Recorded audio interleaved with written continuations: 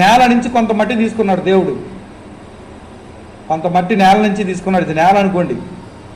నేల నుంచి కొంత మట్టి తీసుకొని దేన్ని సృజించాడు? దేన్ని నిర్మించాడు?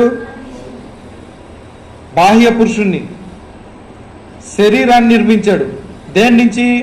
నేల నుంచి కొంత మట్టిని తీసుకొని. అలాగే ఒక భాగం వచ్చేసింది. బాహ్య పురుషుణ్ణి నిర్మించాడు. బాహ్య పురుషుడు ఎక్కడి నుంచి వచ్చాడు? భూమిలో నుంచి. భూమి నుంచి వచ్చాడు. భూమి నుంచి కొంత మట్టి తీసుకొని, నేల నుంచి కొంత మట్టి తీసుకొని బాహ్య పురుషుణ్ణి దేవుడు ఏం చేశాడంట? నిర్మించాడంట. బొమ్మ తయారు చేశాడు. ఆ తర్వాత ఏం చేశాడు? జీవవాయువును ఊదగా నరుడు జీవాత్మాయను. జీవవాయువును ఊదింది ఎవరు? ఇంతకీ దేవుడు ఊదాడంటే ప్రతి మనిషిలో ఉన్నటువంటి జీవవాయువు దేనికి సంబంధించింది? పరలోకి సంబంధించింది, దేవునికి సంబంధించింది. కాబట్టి